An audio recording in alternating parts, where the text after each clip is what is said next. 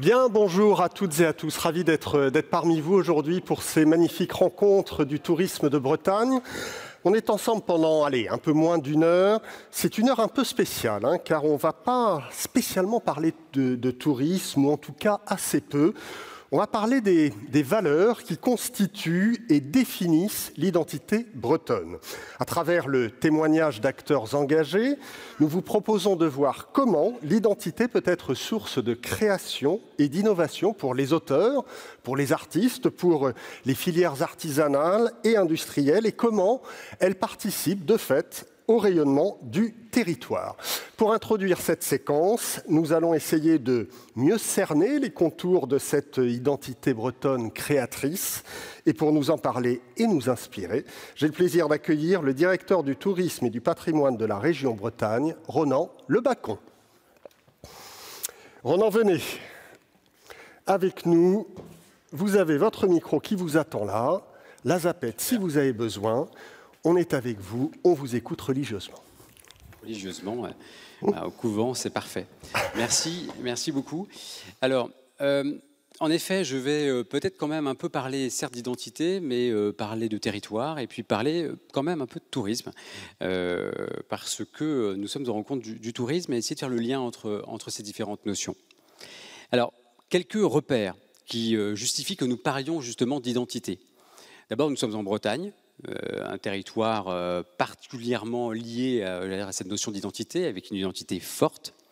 Nous sommes au Conseil régional de Bretagne, une institution à la légitimité démocratique et dont le Parlement, j'ai envie de dire l'Assemblée, a délibéré pour déterminer le positionnement touristique comme étant identité et transition. Donc là aussi, ce n'est pas un thème qui n'a pas de sens pour nous. Et puis, permettez-moi aussi de parler, puisque je vois quelques membres de l'équipe ici dans la salle. Nous sommes dans une direction pour mettre en œuvre cette politique publique, la direction du tourisme et du patrimoine. Et c'est aussi une direction qui associe deux grandes bases, le tourisme et le patrimoine. Ce qui est assez unique en France, il n'y a pas d'autres exemples comme cela. Et une direction dont le but est d'œuvrer certes au développement du tourisme, en lien avec le CRT, mais c'est le développement imaginé par la Bretagne, c'est un développement justement basé sur le territoire et basé sur l'identité. Bref, il y a un fait patrimonial fort et puis un désir d'identité, ce sont les deux. Alors, si on se repenche très basiquement sur ce qu'est le tourisme, si on part sur la définition de l'Organisation mondiale du tourisme, on dit le tourisme, ce sont les activités déployées par des personnes au cours de leur voyage et de leur séjour dans des lieux situés en dehors de leur environnement habituel. D'accord. Pour le MIT, c'est un système d'acteurs, de pratiques et d'espaces qui participent à la récréation des individus par le déplacement, et l'habité temporaire hors des lieux du quotidien. Donc là, moi, ce que j'ai envie qu'on garde là comme idée, c'est l'idée de dépaysement, l'idée de différence, de décalage par rapport au quotidien et de différence par rapport au territoire habité. Alors si après, on questionne la question des vertus du tourisme, l'intérêt du tourisme. Alors le tourisme, c'est certes des externalités positives, notamment en termes économiques, 8% du PIB, on le dit classiquement, 50 000 emplois, etc. Mais il y a tout, et puis bien sûr la découverte de l'autre. Et puis il y a tous les effets, on va dire c'est assez hétérogène. Il y a également l'autre face. La face, à côté de la vertu économique, il y a le fait que l'emploi se double parfois de dépendance, voire d'ultra-spécialisation.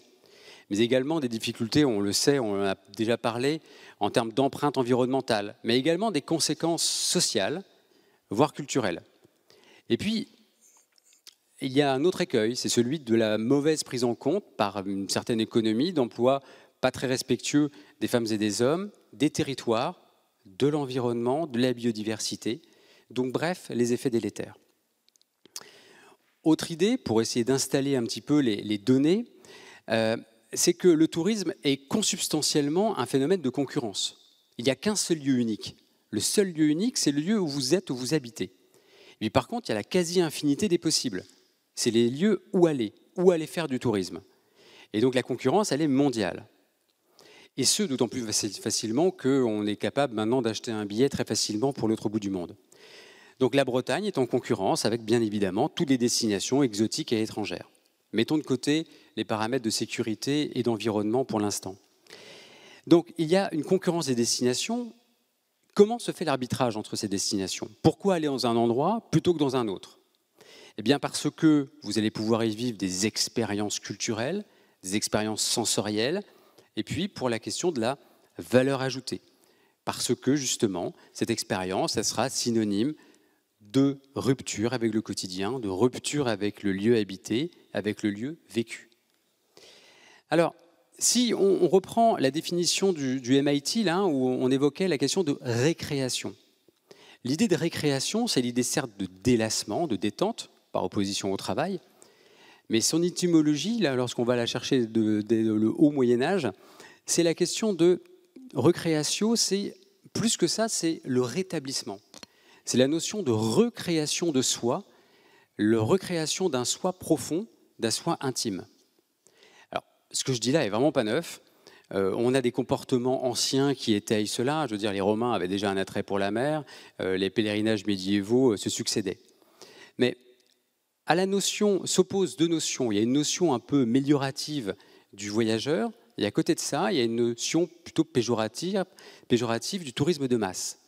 Et l'imaginaire touristique a créé des fantasmes, celui du paradis perdu, avec toutes les dérives qu'on peut imaginer, surtout en termes d'authenticité, voire d'assignation à l'identitaire ou de l'identitaire à un immuable. Et donc là, on a aussi un concept d'ethnocentrisme assez fort. Alors ce qui est indubitable, c'est le désir depuis de tout temps, quels que soient les continents et quelles que soient les époques, de cette soif d'exploration, cette soif d'apprentissage et de repos. Il y a des traces archéologiques particulièrement intéressantes de graffitis qui remontent à plus de 3500 ans sur des pyramides égyptiennes ou des vestiges d'hôtels en Crète 1500 ans avant Jésus-Christ. Alors, je ne veux pas réduire la pensée, comme nous l'invite Bruno Latour, mais le tourisme est donc un comportement social, naturel de l'être humain de vouloir découvrir, explorer, se recréer, se délasser, se divertir dans un ailleurs. Une envie de rencontre des autres et donc, in fine, de soi. Donc cette rencontre, elle possède des vertus importantes, mais également des risques forts, des effets collatéraux. Des effets collatéraux notamment de par sa dimension sociale et culturelle, des risques de folklorisation, et puis maintenant des risques de standardisation. Et c'est cet aspect-là que j'ai envie de souligner. Nous sommes une société mondialisée, globalisée, une société qui tend à l'uniformisation. Rencontrer l'autre et rencontrer l'ailleurs, avec des A majuscules, c'est pas si simple. Même dans des destinations très éloignées, vous trouverez un hamburger frites, du coca et de l'IKEA. C'est pourquoi ce sont souvent plus les expériences qui vont tenter et elles vont attirer les visiteurs parce qu'elles sont beaucoup plus en rupture parfois que les lieux. Si vous allez en Thaïlande et que vous allez danser sur du Rihanna en buvant une Corona, bon, la rupture, je ne sais pas si elle va être énorme. Par contre, vous allez vivre en autonomie totale, complète, y compris en France, à vélo ou en sac à dos, là vous pouvez peut-être sortir de vos habitudes. Parce que la destination peut devenir fade. Nos centres-villes se ressemblent tous. Il y a les mêmes enseignes, les mêmes aménagements, les mêmes chaînes hôtelières, les mêmes menus parfois. Tout cela est fade. Il y a un processus qui existe d'uniformisation, de standardisation. Et il faut en avoir conscience. Il faut en avoir conscience parce que le risque est double. Dans un contexte de concurrence mondialisée, eh bien, vous laissez l'avantage au moins 10 ans. Et donc, à la fin, vous perdez. Et puis, le second risque, c'est de se couper de son identité. S'affadir soi-même, alors que cette identité, eh bien, c'est la valeur. Ces aspérités, c'est la valeur. C'est une valeur pour soi et une valeur pour les autres.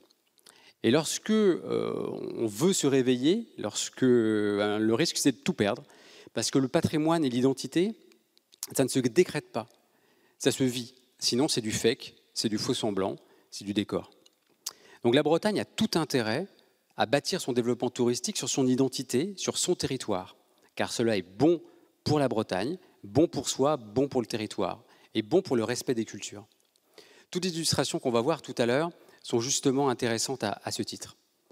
Alors le mot et l'idée d'identité, il est intéressant qu'on y revienne parce que justement, ça a été évoqué ce matin à juste titre en disant l'identité, c'est dangereux, c'est un mot qui ne sent pas très bon, etc. Et oui, absolument, il faut faire attention. Le terme et les idées sont souvent kidnappés, surtout celui-là. Mais l'identité dont là je vous parle et dont on essaie de vous parler justement en région Bretagne, eh bien, c'est une identité qui nous définit, une identité qui nous nourrit. C'est une identité qui est fruit de nos lectures, de vos lectures, de nos amitiés, nos amours, nos rêves, nos images, nos pratiques culturelles, de nos représentations. C'est une identité qui est plurielle, aussi plurielle que vous, que nous, mais elle est aussi collective, par des marqueurs, par des thèmes, des représentations collectives. Et tout ça constitue la mosaïque de notre culture.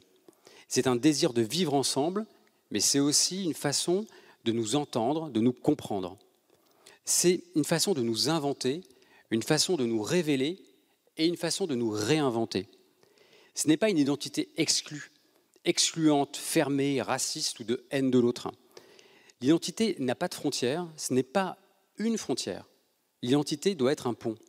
Ce sont les racines qui font résister au vent de la mondialisation et ce sont des ailes pour se sentir assez fort pour aller rencontrer l'autre et rencontrer l'ailleurs, partout et tout temps. L'identité, c'est pour éviter d'avoir un monde fade, c'est l'invocation du territoire, c'est l'exhausteur du territoire, l'exhausteur du goût du territoire. Alors l'identité, elle est plurielle et ces mariages avec d'autres identités sont souvent féconds et heureux. C'est comme un brassage de gènes. C'est meilleur pour la descendance et la Bretagne, elle s'en est toujours nourrie. Les costumes bretons, ils ont bénéficié des colporteurs de bohème qui revenaient avec des fils de couleur ou des boutons. Les calvaires de Bretagne Nord sont les artisans italiens de l'arsenal de Brest qui ont œuvré beaucoup. Et puis que dire des mégalithes qu'on trouve de l'Europe du Nord, la Méditerranée, en passant par l'Indonésie ou le Sénégal. Bien malin, qui pourra dire qui a inspiré qui a copié qui détient la base. En philosophie, l'identité, c'est le fait d'être distinct de tous les autres et en même temps identique à d'autres, mais demeurer en même temps soi-même. Et en sens social, c'est la reconnaissance d'un individu par lui-même ou par les autres. Alors l'identité bretonne dans le tourisme, c'est offrir la possibilité de se distinguer et de construire un tourisme d'innovation et de singularisation. Concrètement, tous les maillons de la chaîne du tourisme peuvent être concernés. Tous les maillons de nos investissements. Et les exemples sont à foison. Car en région Bretagne, nous développons des projets ou nous accompagnons des développeurs de projets. La restauration peut donner lieu, par exemple, à s'inscrire dans un territoire. Lorsque vous marchez toute la journée avec un champ à gauche et la mer à droite, est-ce que ce n'est pas savoureux de manger le territoire le soir venu, de déguster des produits locaux issus de circuits courts, bio et vertueux? Et le tout, pourquoi pas, dans des assiettes qui sont créées de l'innovation en réutilisant des matériaux locaux, comme par exemple les coquilles d'ormeaux, comme ce que fait Apollinaire la Butte. La restauration peut donner lieu à des créations de recettes, de menus qui racontent une histoire. Par exemple, Olivier Rollinger et son menu aux 14 épices qui raconte un voyage, qui raconte les 14 épices qui rentraient dans le port de Saint-Malo. Eh bien oui, ça a peut-être plus de sens en effet que de manger un steak au thon rouge du Pacifique. Idem pour l'hébergement. Alors, je n'ai pas envie de voir fleurir des filets de pêche au mur de tous les hôtels de Bretagne, je n'ai pas dit ça. Mais attention, pourquoi le recours à un design systématiquement scandinave, stéréotypé, qui fait qu'on n'a pas l'opportunité de rencontrer le territoire. De magnifiques expériences fleurissent, de la réutilisation de mobiliers anciens. Parfois, il y a des recycleries qui proposent des morceaux de navires, des créations de mobilier neuf aussi en bois, issus de bocage ou d'exploitation raisonnée. Et énormément aussi de jeunes designers qui font des choses absolument formidables. Ces activités, elles connectent l'histoire, elles connectent le hier, le demain et l'aujourd'hui, comme disait tout simplement Père Jacques Ezélias. Un exemple, le vieux phare de l'île Vierge, par exemple, en face des Pays des Abers. Eh bien, on l'a rêvé, je regarde Denis, parce qu'on avait pensé à ça il y a quelques années.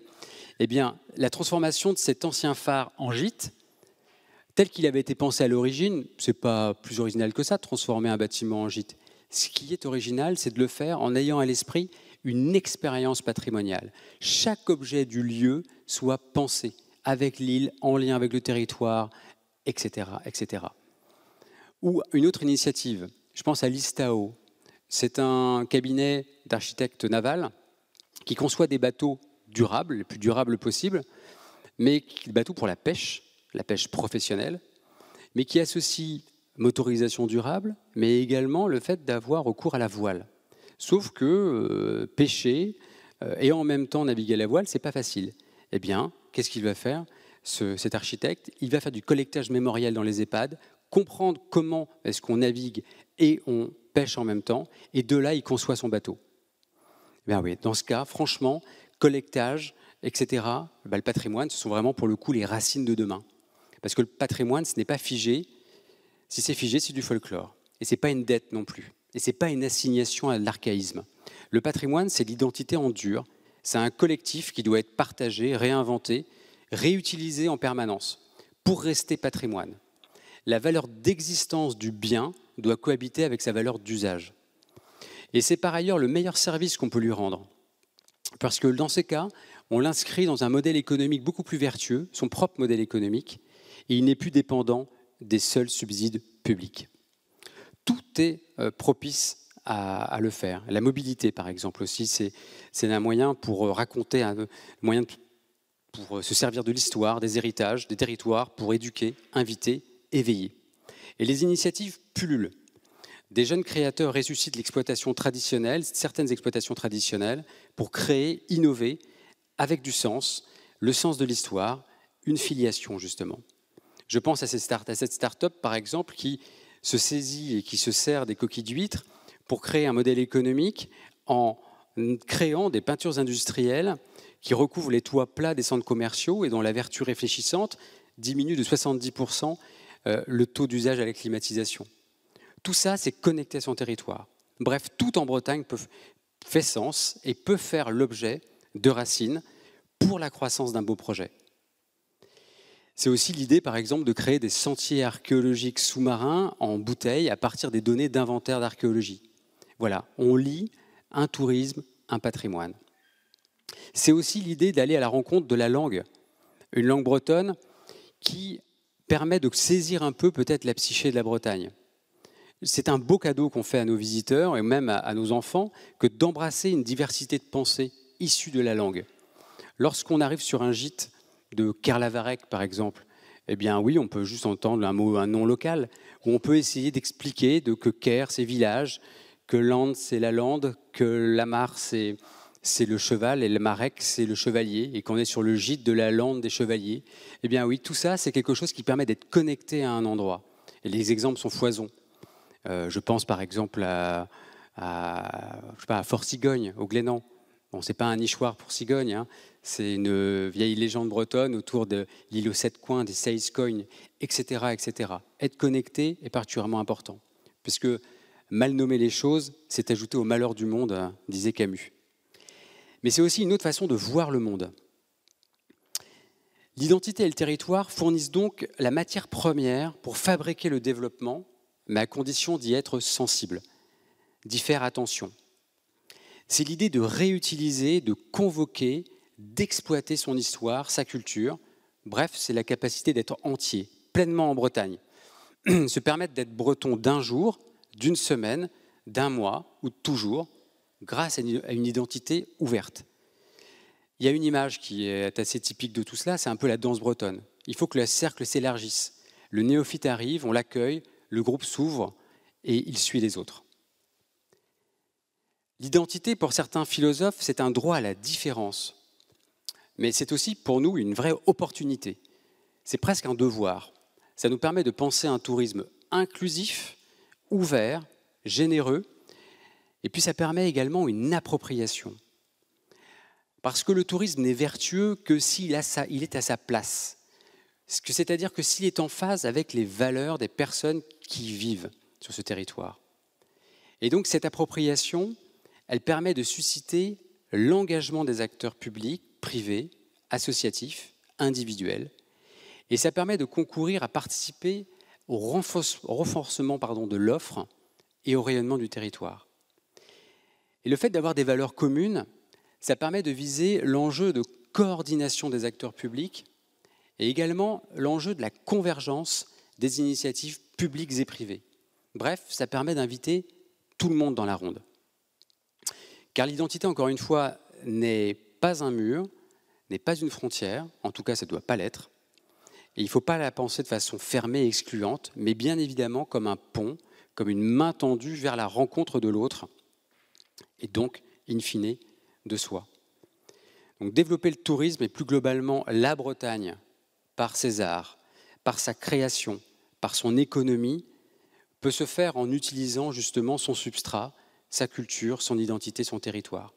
Chacun épuisera par son goût, son appétence, son envie, son rapport à la lumière, son rapport au sel, à la mer, à l'histoire.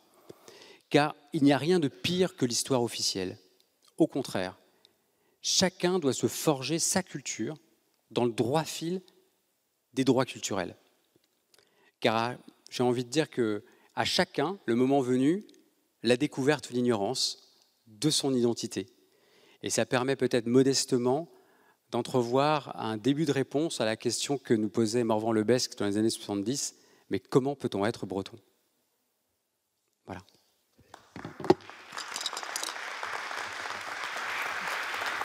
Merci beaucoup, Ronan.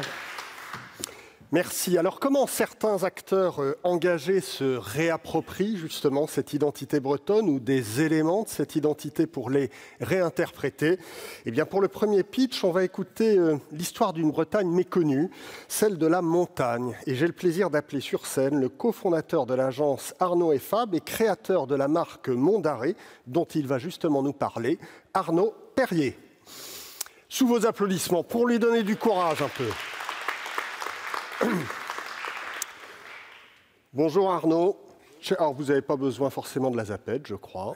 Le micro. Vous avez vos petites anti-sèches. Et au cas où. Et on vous écoute. Allez-y.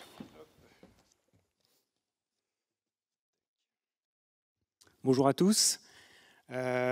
Donc c'est vrai qu'il faut répondre à la question comment un territoire et son identité peuvent être source d'inspiration et de création pour une marque comme Mont d'Arrée, qui est une marque commerciale de textile.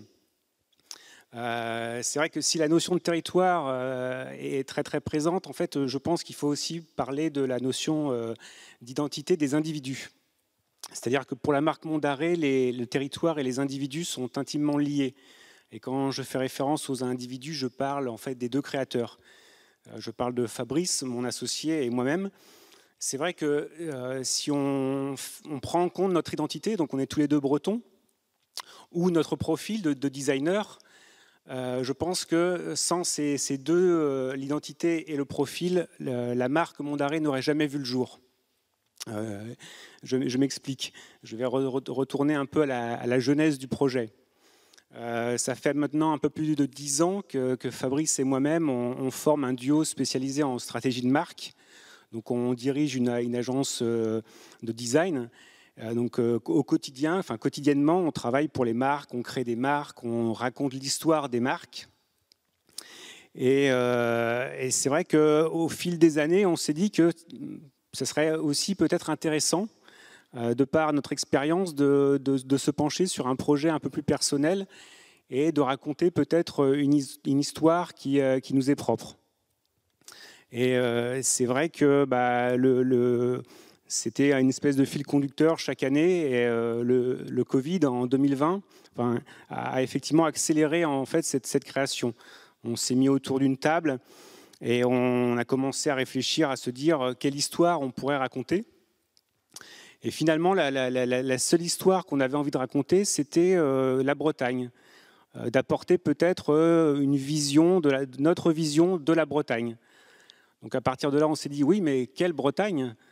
Et en tout cas, si on crée un projet nouveau, une marque, cette marque se devait être un peu différente. Pour nous, on a mis de côté justement tout ce qui était voile, tout ce qui était mer, tout ce qui était folklore. Parce qu'aujourd'hui, comme vous le savez, il y a beaucoup d'acteurs, beaucoup de marques, beaucoup d'événements qui le font très bien. Et même si de temps en temps, on imagine qu'on peut faire mieux, en tout cas, on voulait surtout faire différent. Donc, on a commencé à réfléchir, à se dire, quelle Bretagne? Si on ne parle pas de la voile, si on ne parle pas de la mer, si on ne parle pas du folklore, voilà, quel territoire, quelle histoire on pourrait raconter? Donc ce qu'on s'est dit, c'est qu'on allait dresser chacun un portrait chinois de sa propre personnalité et d'essayer de trouver des points communs qu'on pouvait avoir ensemble. Et les points communs qui sont apparus, c'était la passion pour la montagne, pour le ski et la randonnée. Donc, ok, la montagne, bon, c'est une idée. Reste à savoir si c'est une bonne idée, surtout en Bretagne. Donc on a poussé la réflexion un peu plus loin en essayant d'évacuer toutes les interrogations, de lever tous les doutes. Notamment, y a-t-il matière à raconter la montagne en Bretagne? Est-ce que c'est une histoire qui pouvait être crédible? Est-ce que ça pouvait faire sens dans son discours, dans son histoire, Est-ce que ça pouvait rencontrer un public? Ou simplement, y a-t-il une montagne en Bretagne? Donc la réponse était oui, heureusement pour nous, dans le massif armoricain. Donc c'est certes une ancienne montagne, mais c'est quand même une montagne qui, il y a quelques millions d'années maintenant, était apparemment, selon les dernières études, aussi haute que les Alpes. Et ce qui était intéressant pour nous, c'est qu'elle a gardé des traces de cette histoire. On y retrouve encore aujourd'hui des crêtes vertigineuses, des crêtes rocheuses, des forts dénivelés. Le temps et la lumière changent rapidement comme en montagne. Donc on s'est dit finalement, il y a certainement une histoire à raconter. Et non seulement on s'est dit qu'il y avait une histoire à raconter, mais qu'en choisissant la montagne, justement, on pouvait raconter l'histoire d'une Bretagne méconnue. Alors certes, moins hospitalière, moins touristique, mais surtout très différente de la Bretagne qu'on imagine, la Bretagne un peu que je qualifierais de carte postale, qui est celle de la côte. Et donc nous, on la trouvait très différente, notamment en termes de végétation, de couleurs, dans sa palette de couleurs. On est complètement à l'opposé de ce qu'on trouve sur la côte. Par exemple, dans la végétation, on va être plutôt justement donc, sur des crêtes rocheuses, sur des landes, sur des tourbes. Dans les couleurs, on va être plutôt sur des ocres, des bruns, des marrons, des noirs, des gris. Et donc là, on se disait effectivement, il y a quelque chose, il y a matière à raconter une histoire. Et surtout, ça a fini de nous convaincre. Et Mont d'Arrée, la première marque bretonne de montagne, était née. Alors vous me direz, pourquoi Mont d'Arrée? Très bonne question. C'est vrai que quand on a commencé à définir les pourtours de la marque, on avait sur le papier couché plusieurs noms. Et assez rapidement, le nom Mont d'Arrée s'est imposé comme une évidence. Pourquoi? Quand vous voulez parler de la montagne et que vous avez la possibilité de prendre un nom qui comporte le mot « mont », pourquoi s'en priver? D'ailleurs, à ce sujet, quand on a commencé un peu à diffuser la marque, à en parler ou à avoir quelques retours de presse, c'est vrai que les gens nous disaient que spontanément, ils pensaient au Mont Blanc. Donc on s'est dit, si les gens commencent à associer Mont d'Arrée et Mont Blanc, une partie du pari est gagnée. Donc effectivement, pour ça, le nom était très intéressant. Comme on souhaitait raconter aussi notre Bretagne, une vision de notre Bretagne, d'utiliser le nom Mont d'Arrée permettait aussi de géographiquement localiser le lieu. On se trouve bien dans le massif armoricain. Si vous tapez sur Google Mont d'Arrée, vous allez arriver dans un lieu. Donc ça permet physiquement de montrer ce lieu. Et pour nous, ça permet également de crédibiliser, d'avoir un nom comme Mont d'Arrée, ça permet de crédibiliser tout le vocabulaire que l'on utilise autour de la marque sur l'imaginaire de la montagne. Donc voilà, et en choisissant finalement le nom Mont d'Arrée, on se doutait bien que le territoire, naturellement, allait être au cœur de notre marque. Et c'est effectivement le cas, c'est-à-dire qu'en fait, il façonne notre positionnement. Donc on va être plutôt sur une marque d'extérieur, une marque outdoor. C'est une marque aussi qui est respectueuse de la nature, puisque les Monts d'Arrée sont quand même au cœur du parc naturel régional d'Armorique. C'est une marque aussi qui invite à la découverte, à l'itinérance. D'ailleurs, chez Mont d'Arrée, alors même si on n'est que deux, mais chez Mont d'Arrée, on aime bien en fait ce terme de l'itinérance, et notamment l'itinérance laborieuse. Et quand je dis laborieuse, pour nous, c'est dans le bon sens du terme. C'est un peu les travailleurs.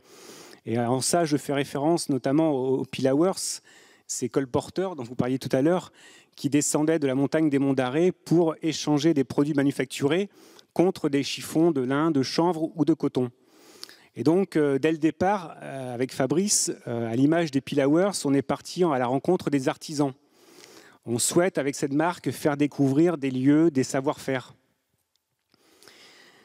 La marque, le territoire, guide également le choix des produits développés et des matières sélectionnées. On va plutôt du coup être sur des matières naturelles, des matières éco-responsables. Donc on va privilégier l'utilisation de la laine, du lin, du chanvre. On est également sur une démarche plutôt artisanale, locale. Donc on va plutôt développer des produits en série limitée, des collections capsules.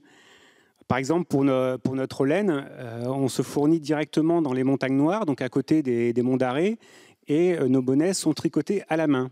Donc vous vous doutez bien que tricoter à la main, on n'est pas sur une production de 300, 400, 500 bonnets par an. Donc, comment s'appelle, pardon.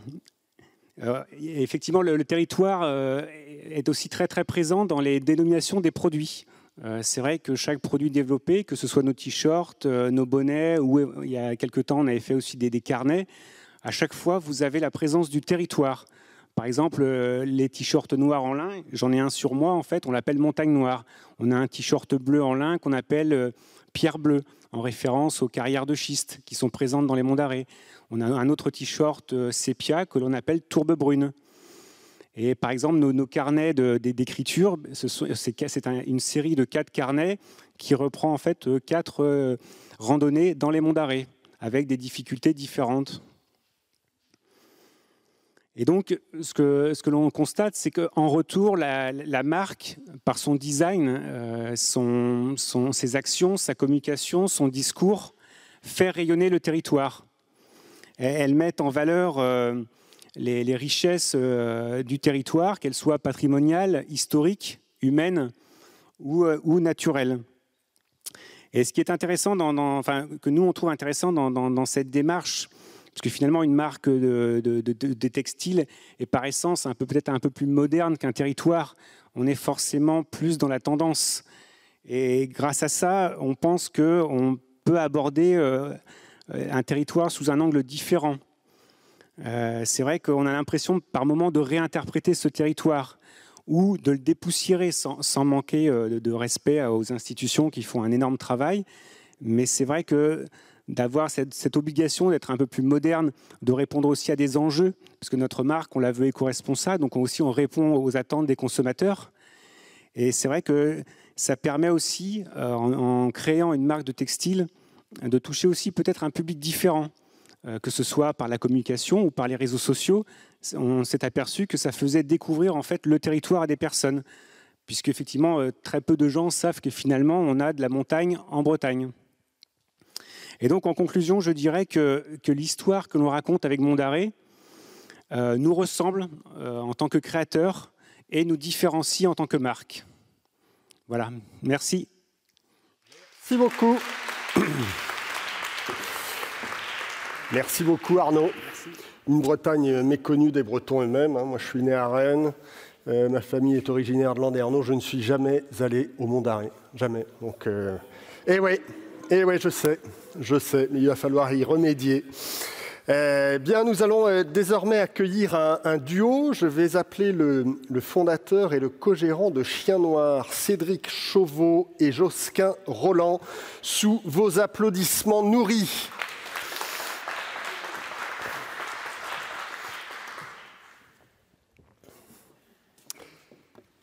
Cédric. Oui. Alors, c'est pas sûr qu'on ait le temps de poser des questions. Hein. On est très serré par le timing. On va pas être long. et je sens, Cédric, que vous n'en voulez pas des questions. Hein. Non, pas vraiment. Non. Normalement, ça marche. On essaye ? Bonjour à tous. Eh ben voilà, c'est top. Bonjour. Vous prenez le temps que vous voulez, tous les deux. De toute façon, on n'a rien préparé, nous, donc ça va pas être long. Nous, on est une entreprise Chien Noir. Nous, on travaille les cordages, surtout, sur l'île de Groix. Et On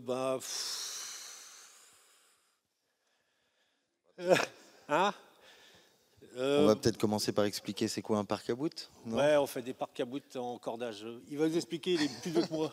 C'est mon second, c'est pour ça que je l'ai amené.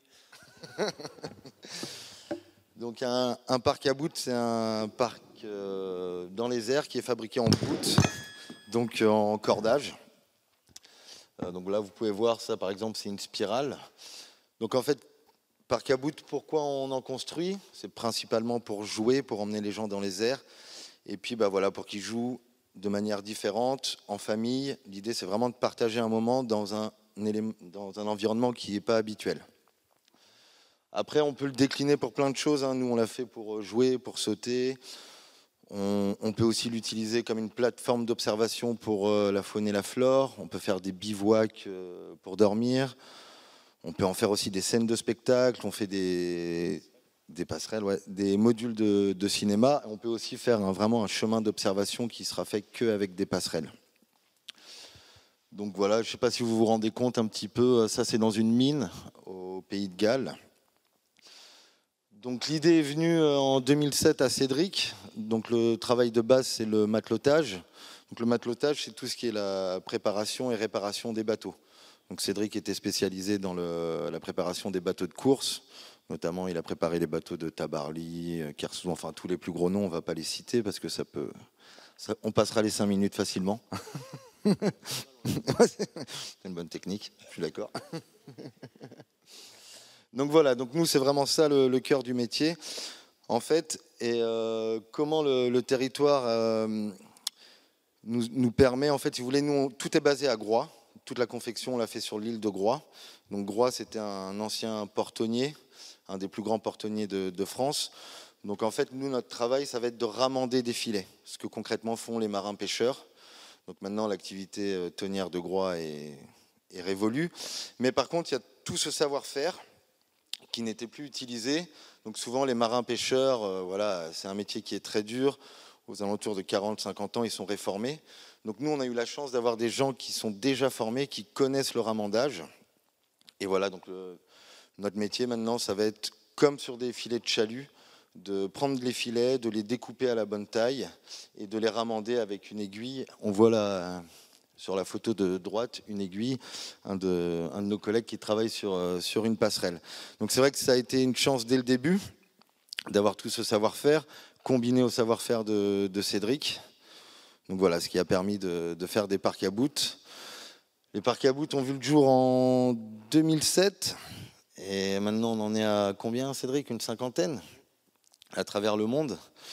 Donc voilà, c'est quand même une belle histoire, une belle réussite. On en a en Corée du Sud, à l'aéroport de Singapour, au Japon. Cette année, on en a monté au Canada. On en a évidemment plein en France, en Angleterre.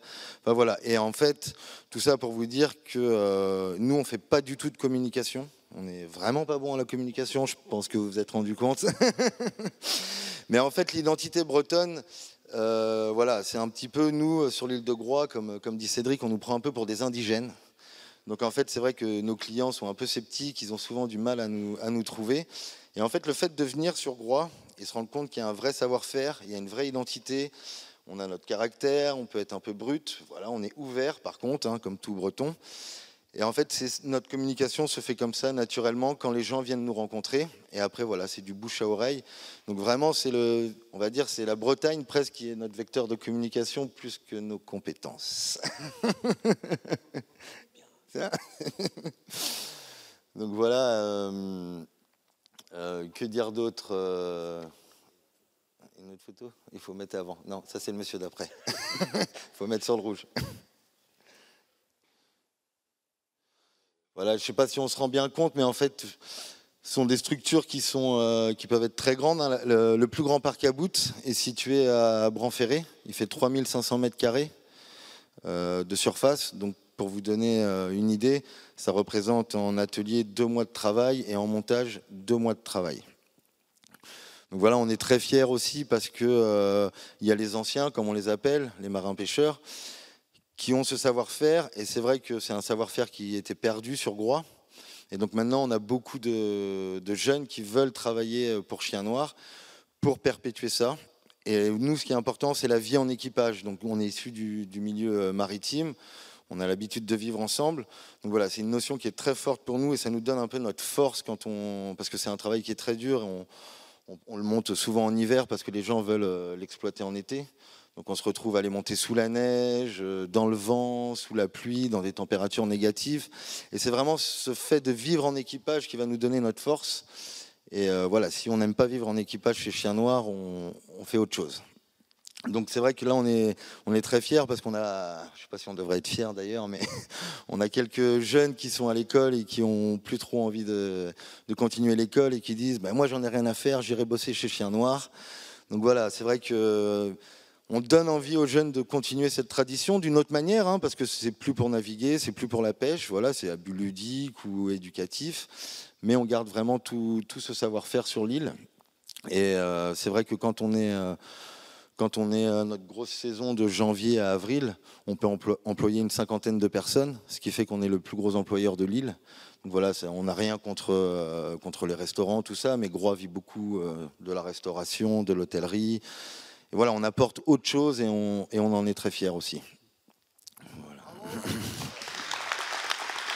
En tout cas, c'est une super idée. Faut pas confondre ça avec de l'acrobranche. Hein. Absolument, là vous allez nous fâcher. Là. Ah bah ouais, non, mais j'imagine. Non, ouais. Nous c'est vraiment... En fait, voilà, vous pouvez aller dans un parc à bout, tout ce qu'on vous demandera, c'est d'avoir vos chaussures. Ouais. Et après, on crée des structures, elles sont toutes uniques, parce qu'on s'adapte en fonction des arbres. On est maintenant capable de faire sur poteau ou en intérieur, comme on voyait avant dans la mine. Mais voilà, nous, l'idée, c'est vraiment de mettre à disposition une structure, et les gens se l'approprient, en fait. On ne veut pas de parcours, on veut rien dicter. Il faut vraiment que les gens se... C'est un truc de marin. Et pas de montagnard. Cédric Josquin, c'est une super idée en tout cas. Bravo. Bah, l'idée de Cédric, je ne fais que l'aider. C'était top. Ouais, Je peux vous dire qu'ils étaient stressés, mais alors, c'était peu de le dire. Bon, troisième pitch, on va rester dans l'univers maritime avec, là encore, une magnifique aventure humaine et environnementale qui a le goût du café et du cacao. Je suis ravi d'accueillir à mes côtés le cofondateur et directeur de Grain de Sel, Jacques Barraud. Sous vos applaudissements aussi.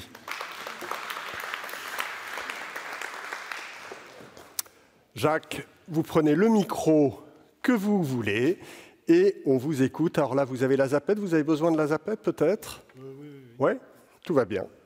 Allez-y. Bonjour à tous.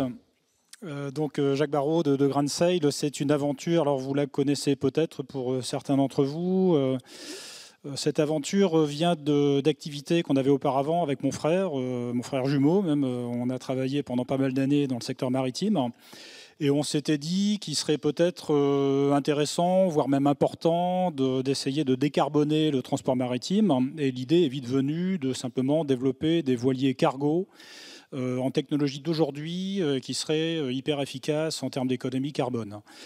Sauf que quand on veut devenir armateur, eh bien la question qui vient après, c'est qu'est-ce qu'on met dans les cales pour pouvoir générer de l'affrètement et donc du chiffre d'affaires. Et là, on s'est dit, plutôt que de chercher des clients vers l'extérieur, est-ce qu'on ne pourrait pas devenir notre propre client, notre propre chargeur, en devenant également torréfacteur et chocolatier ? Sauf que le petit détail, c'est qu'on n'y connaissait rien, ni en café, ni en chocolat, à part être consommateur comme tout le monde. Mais bon, voilà, il a fallu quand même se lancer. On a en tout cas imaginé que c'était la bonne association pour justement sécuriser les affrètements et être certain de pouvoir sortir le navire. Donc on a commencé par le plus facile, être torréfacteur de café, je peux vous l'assurer. On peut même faire un café correct, on va dire, avec du café vert dans une poêle à frire. C'est pas évident, mais on peut y arriver. Donc on a commencé par ça en 2013, et puis on a poursuivi par le chocolat, qui en revanche est un sujet beaucoup plus complexe, et ça c'était en 2016. Mais ça a plutôt bien fonctionné, et donc on a fini fin 2018 par être en capacité de financer le premier navire cargo Grain de Sel, et donc de pouvoir initier l'aventure maritime au sens strict à partir de novembre 2020, avec la première transatlantique, et depuis il y en a eu 6. Donc voilà, l'aventure était pleinement lancée. Alors, ça va fonctionner.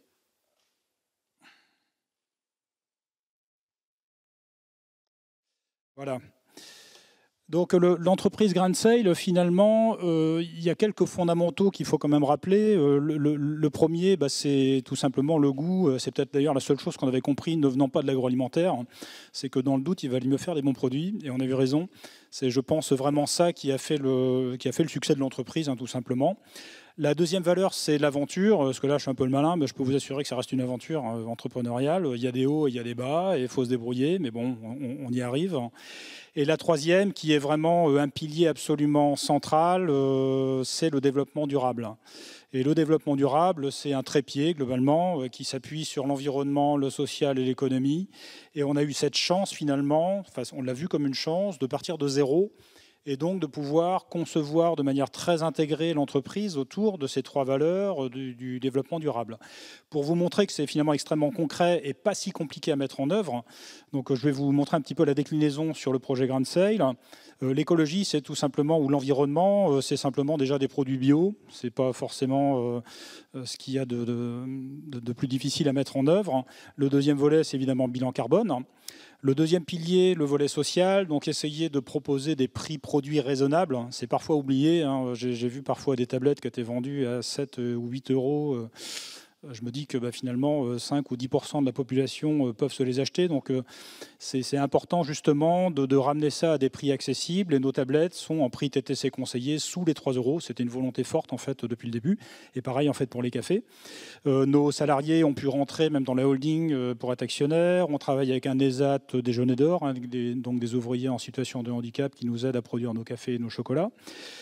Et puis la dernière patte, c'est l'économie. Si vous faites une entreprise qui n'est pas rentable, en fait, elle n'est pas durable. Donc c'est simple à dire, mais il faut quand même le respecter aussi. Et donc on voit que ces valeurs du développement durable, aujourd'hui, évidemment, ont beaucoup de sens et on en prend de plus en plus conscience avec la problématique environnementale et climatique de manière générale. Et donc, c'est quelque chose qui a toujours été au cœur de notre stratégie et on s'en félicite aujourd'hui. Ça génère même un certain cercle vertueux puisque l'entreprise devient très cohérente et nous a même aidé à recruter et à faire plein de choses. Alors après, relativement à la Bretagne, parce que c'est un petit peu le sujet quand même, il ne vous aura pas échappé que la Bretagne est une terre qui est à la fois tournée vers la terre, justement, l'agriculture, l'agroalimentaire, et aussi tournée vers la mer. Et il est vrai qu'avec Grand Sail, on a réussi à associer ces deux environnements de manière assez naturelle. Et on a toujours vu la Bretagne comme une excellente terre de départ, évidemment, pour ce projet. Sauf que ce projet ne va pas exister uniquement qu'en Bretagne. On a eu dès le début comme vocation et comme finalité de développer des deux côtés de l'Atlantique, donc plusieurs torréfactions et plusieurs chocolateries, donc à l'échelle européenne, pas qu'en France, mais également donc sur la côte est des États-Unis, entre New York pour commencer, puis après Boston et Washington, et donc de quelque part relier l'ensemble de ces sites de production de café et de chocolat par plusieurs navires de taille croissante. Donc là, on a commencé par le 24 mètres, donc qui est Grand Sail 1, qui est un navire qui est volontairement de taille modeste. Mais là, on vient de signer donc début janvier le contrat de construction de Grand Sail 2, qui est un navire plus grand cette fois-ci, donc de 50 mètres, et qui pourra porter 350 tonnes en fait dans ces cas-là. Donc là, on est en train de rentrer dans une échelle qui est déjà encore plus significative et qui vise aussi à prouver que une entreprise privée qui paye ses salaires, ses impôts et ses fournisseurs comme tout le monde peut finalement fonctionner sur un modèle un peu réfléchi. Une espèce de couplage un peu étonnant, effectivement, entre de l'agroalimentaire et du maritime, mais la globalité, en tout cas, fonctionne très bien.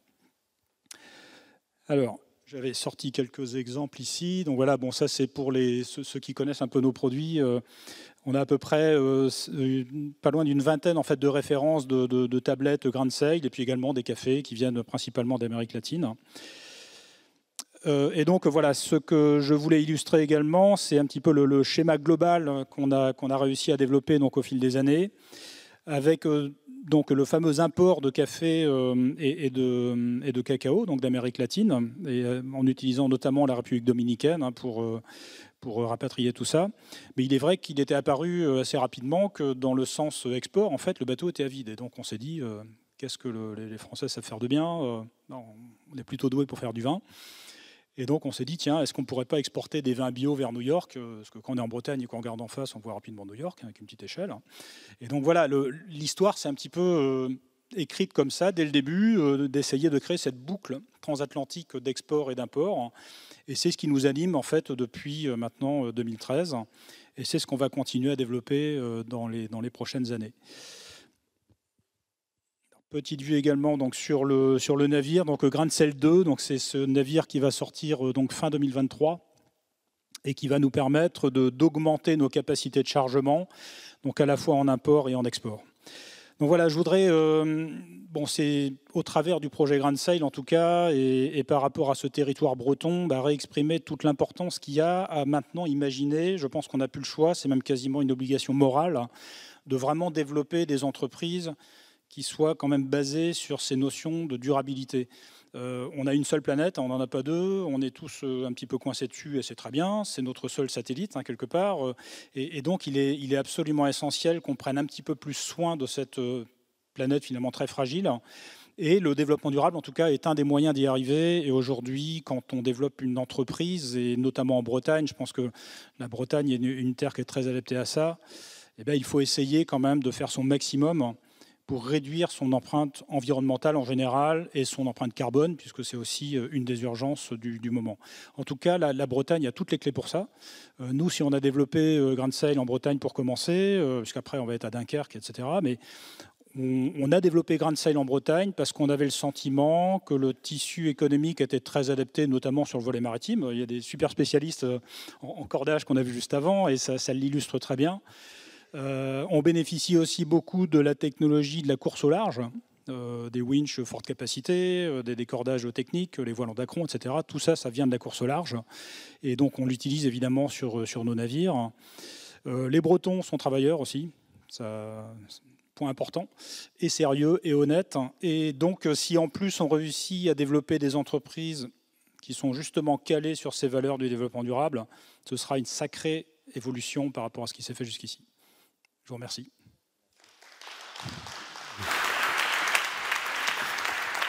Merci beaucoup, Jacques. Merci, ça c'est aussi une magnifique histoire. Vous aviez fait l'objet d'un reportage d'ailleurs, je crois, sur France 2 qui avait été vraiment très réussi, j'avais trouvé, en tout cas. Super aventure, Grand Sail. La mer, toujours la mer. On va d'ailleurs la regarder autrement grâce à notre dernier intervenant qui a développé un projet d'expression plastique en se servant des algues comme support de création. Il est diplômé du Master Design en transition à l'École européenne supérieure d'art en Bretagne, située à Brest. Il est avec nous en distanciel. Voilà, vous apparaissez à l'écran. Paco Tiendre Beogo. Bonjour Paco, vous nous entendez bien? Je vous entends très bien. Eh bien c'est top, super, on vous entend parfaitement bien, vous êtes à l'image, tout fonctionne très bien. Paco, on vous a donné un peu les règles du jeu, allez, aux alentours de 5 minutes pour nous décrire votre projet, et puis on vous écoute. À vous de jouer. Ok, donc je partage mon écran aussi en même temps. Comme vous l'avez dit, je suis diplômé de l'École européenne d'art de Bretagne en option design en transition, et à l'occasion duquel j'ai développé un projet de diplôme autour de la recherche de création de matériaux en algues. Donc, quand on parle algues, en Bretagne, on a d'abord plutôt des images a priori négatives qui nous viennent en tête. Les marées vertes avec le phénomène d'eutrophisation des eaux. Et puis aussi, du point de vue du vacancier, c'est l'image de l'algue un peu vue comme un déchet par les algues qui sont refoulées par la marée. Mais en fait, ça s'appelle la laisse de mer, ce que vous voyez à droite, et qui est en fait super important pour la biodiversité, puisque c'est aussi un habitat et la base de toute une chaîne alimentaire océanique. Donc moi, quand on me dit algues, j'ai plutôt cette image en tête qui n'a rien à voir avec l'esthétique du déchet. En fait, les algues, c'est un habitat pour toute une biodiversité. Et voilà, cette image parle d'elle-même aussi. Et en Bretagne, quand on pense algues aussi, on a toute une histoire, un patrimoine culturel autour de la récolte de la ressource, qui prend racine au Moyen-Âge, où on la récoltait déjà pour les épandre sur les champs pour les fertiliser. Puis ensuite, il y a eu un développement du ramassage d'algues pour les transformer en soude, qui était utile à une industrie du verre, puis en iode. Et aujourd'hui, on les ramasse encore pour des usages plutôt dans l'agroalimentaire et dans la cosmétique, notamment parce que les algues ont des propriétés gélifiantes qui sont intéressantes dans ces usages-là. Donc ça, c'était la partie contexte. Et maintenant, je vais vous parler un peu du projet que j'ai pu développer. En fait, il a pris racine dans un sujet qui était axé autour de l'éco-conception. Et moi, de manière assez naïve, et je vais y revenir, mais je me suis porté sur la question de la matière et développer un matériau à partir de ressources locales et dont l'intention était de développer quelque chose qui soit plus écologique que du plastique ou d'autres matériaux. En fait, ce point de vue aujourd'hui, je le trouve assez naïf, puisqu'effectivement, en matière d'éco-conception, en fait, il n'est pas tant question de bons ou de mauvais matériaux, mais surtout d'usage et de choisir des matériaux qui conviennent à des usages pertinents. Toujours est-il que ça a été mon point de départ, et donc j'ai développé plusieurs recettes de matériaux, dont celui que vous voyez à l'écran, et qui a les caractéristiques de souplesse, où je le projetais dans des usages a priori plutôt autour de la maroquinerie, plutôt des sacs, ou de la tapisserie d'ameublement. Et in fine, en fait, il s'est révélé que c'est un matériau qui n'a pas forcément les mêmes propriétés mécaniques qu'un cuir, ou qui a aussi une résistance à l'eau qui est faible. Et donc, si on voulait faire quelque chose de pérenne, il fallait aller faire un développement, rajouter peut-être des éléments de plasturgie, et ce n'était pas trop ce que j'avais envie de faire.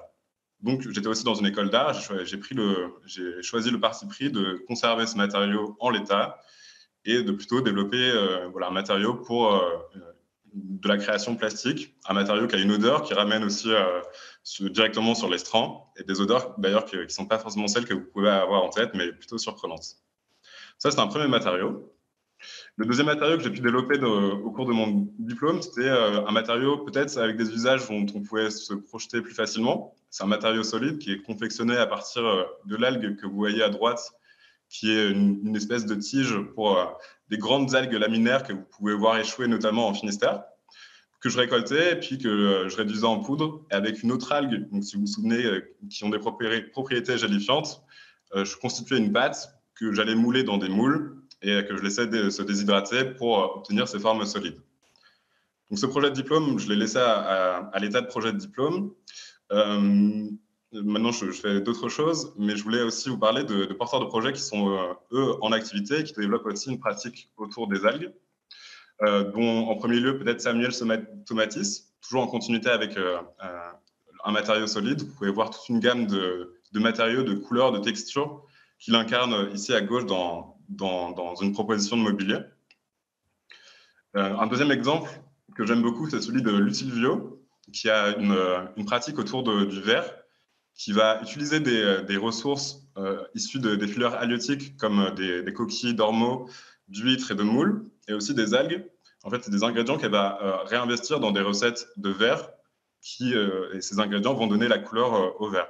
Et donc, si vous vous souvenez aussi, on utilisait les algues pour faire du verre dans le XVIIe siècle. Là, il y a tout un côté esthétique et un rapport au patrimoine culturel que je trouve super intéressant. Deuxième proposition. Troisième proposition, c'est celle de Violaine Buet, qui, elle, a une pratique autour du textile, et qui va ramasser des algues laminaires, donc des grandes algues, qu'elle va venir inciser et puis tisser, en gardant la souplesse de la matière aussi. Ça, c'est un procédé qui lui est propre, et qui va faire des tissages qui vont parler aussi de la primordialité de ce qu'était le matériau au début, et donc aussi super pertinent.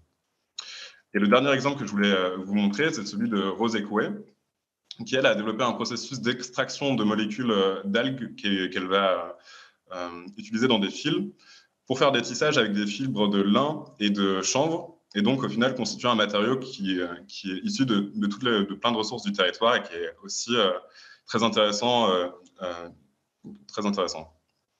C'est quelques initiatives que je vous montre. Il y en a plein d'autres aussi dans le domaine industriel et qui portent plutôt sur des échelles de production qui sont plus conséquentes. Ce qui m'amène à vous montrer cette dernière image, en se posant cette question de se dire qu'on a une richesse incroyable sur le territoire breton, qu'il s'agit aussi de protéger. Et donc, s'il y a des nouveaux usages qui s'ajoutent aux usages actuels qu'on fait des algues, comment aussi on ne surexploite pas la ressource. Et si on va plus loin, si on peut penser peut-être même à faire de l'algoculture, comment on pense aussi peut-être une agriculture de l'algue qui soit intégrée au milieu, peut-être bénéfique pour le milieu, et surtout qui ne reproduisent pas aussi des schémas qu'on peut connaître dans l'agriculture intensive terrestre. Je vais terminer là-dessus et je vous remercie beaucoup.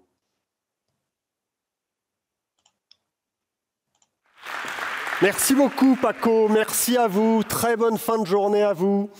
Merci encore. Voilà, 4 parcours inspirants, en tout cas, qui montrent combien l'identité bretonne est un concept dynamique, un concept vivant qui permet, en tout cas, à ceux qui y puisent leur inspiration d'innover, de créer, de faire rêver.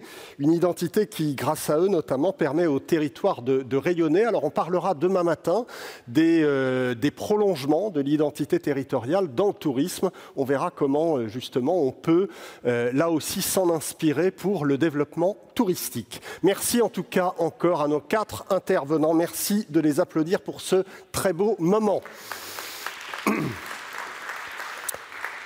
On referme cette séquence. Vous pourrez bien sûr la revoir en replay dès la semaine prochaine sur le site de l'événement. Pour l'heure, on se donne rendez-vous à 16h, ici même dans la nef pour une table ronde sur la convergence des mobilités des habitants et des voyageurs. Et puis dans la salle du réfectoire, toujours à 16h, une table ronde sur les low-tech et le biomimétisme dans le tourisme. Vous restez en tout cas avec nous, le programme s'annonce passionnant. On se retrouve dans quelques minutes. À tout à l'heure.